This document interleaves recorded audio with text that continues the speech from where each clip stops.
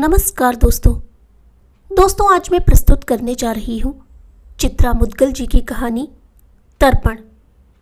दोस्तों ये कहानी है खन्ना जी की, जो अपने बेटे और बहू अमृता के साथ रहते हैं।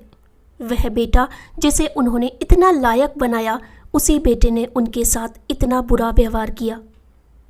क्या पैसे के आगे माँ बाप कुछ भी नहीं? तो दोस्तों सुनते हैं कहानी तर्पण। पापा जी, ये सुबह सुबह उठते ही आप सहगल की सीडी क्यों लगा देते हैं? कितना मनहूस गाना है। जब दिल ही टूट गया हम जीकर क्या करेंगे। गाना क्या है, रोना है रोना। बंद कीजिए। 50 नई सीडी अमृता ने लाकर रखी हुई हैं घर में, उन्हें सुनिए। पापा जी, आपने तो हद कर दी। ये लैंडलाइंस का बिल 1200 रुपए, इतना? हम तो कहीं करते ही नहीं फ़ोन, घर में होते ही कब है। दफ्तर से खटकर रात सोने भर के लिए तो घर आते हैं। हमारे रहते किसी का फ़ोन आ गया तो उठा भर लेते हैं। जिन्हें करना होता है उन्हें दफ्तर से कर लेते हैं।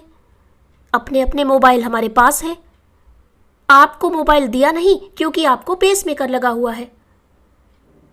अमृता बता रही थी तुम फिजूल भुनना रहे हो। गनीमत समझो कि बिल कमाया है। वरिष्ठ नागरिकों को सरकार ने हर जगह छूट दे रखी है। मुझे तो लगता है MTNL वालों ने बूढ़ों के लिए फ़ोन की दरें आधी कर रखी हैं। वरना पापा जी का क्या है, हर आधे घंटे में वे 20-25 मिनट से कम नहीं बतियाते। जाने इतनी बातें फ़ोन पर क्यों करते हैं, किससे करते हैं? जिससे करते हैं वह भी फुर्सत वाला ही होगा। उस हिसाब से तो बिल मामूली ही समझो। लो सुनो अपने बाप के कसीदे। हमें तो पड़ोस की रमणिका ने चार्टेड बस में बताया। कल दोपहर की ही तो बात है। नुक्कड़ वाली धोबन को 4 उल्टियां क्या हो गईं, पापा जी उसे रिक्शे में बैठाकर अस्पताल ले दौड़े। पता चला वहां जाकर रतनिया पेट से है। हमें ही नहीं पता, प्रपंचों में हम पढ़ते ही कहाँ हैं। मोहल्ले में 4 तरह के लोग 4 तरह की बातें बना रहे हैं। ये खन्ना क्यों इतना फिक्रमंद हो उठा रतनिया को लेकर? अब मैं किस किस को जाकर सफाई दूं कि पापा जी 85 पार कर रहे हैं। पापा जी, यह क्या तमाशा है? दफ्तर जाने की मारामारी के बावजूद सुबह मैं पानी की बोतलें भरकर लाइन से फ्रिज में लगाकर जाती हूँ। सांझ को मर खप कर घर लौटते हैं दोनों तो घूंट भर ठंडा पानी पीने को नसीब नहीं होता। हमसे तो मोहल्ले के जमादार, पोस्टमैन, ठेले वाले किस्मत वाले ठहरे। उन्हें जब भी प्यास लगती है आप बोतलें खाली कर देते हैं। आप समझते क्यों नहीं पापा जी, परोपकार के वो जमाने लग गए। घर के सामने जब लोग पानी के मटके रखवा दिया करते थे गर्मियों में, प्याऊ बनवा दिया करते थे रास्तों पर।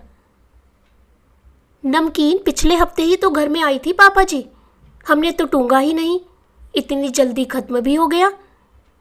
थके हारे घर लौटकर एक पैग लेने की सोचो तो नमक चाटकर स्कॉच के घूंट भरो।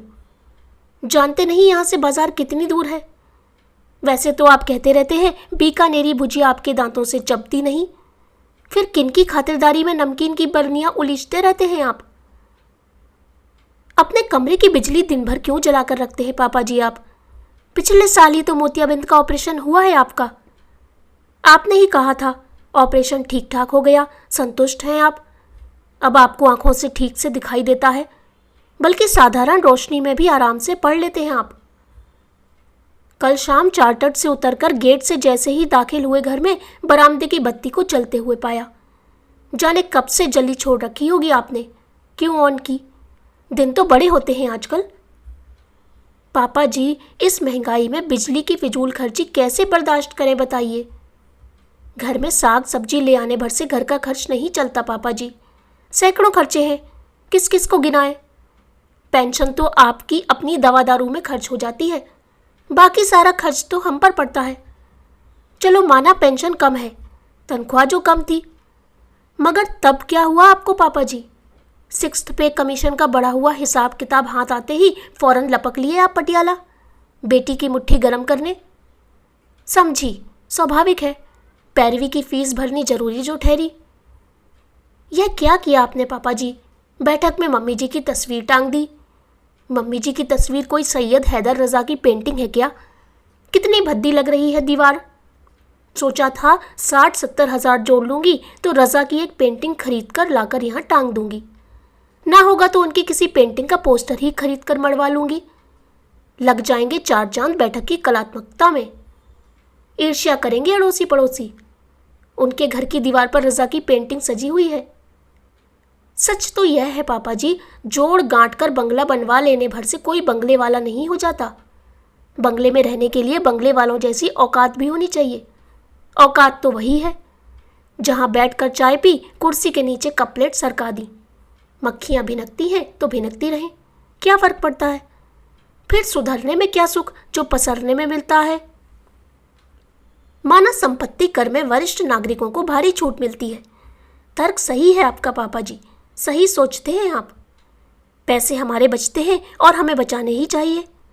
इफरात में नहीं कमाते हम, लेकिन जो काम करने के बाद होना है वह अगर मरने से पहले हो जाए और शांति से हो जाए तो इससे अच्छी बात और क्या हो सकती है। इकलौता वारिस हूँ आपका, दोनों कमाते हैं, आराम से भर लेंगे बड़ा हुआ संपत्ति घर। जितना खर्च मेरे नाम घर कराने में अभी आएगा, आपके न रहने पर उसी काम का 4 गुना अधिक भरना होगा, शायद उससे भी ज़्यादा। बोलिए पापा जी, कागजात कब तैयार करवाऊं? वकील कह रहा था रजिस्ट्री के समय आपके पापा जी को मजिस्ट्रेट के सामने उपस्थित होना पड़ेगा, उनसे उनकी मर्जी पूछी जाएगी।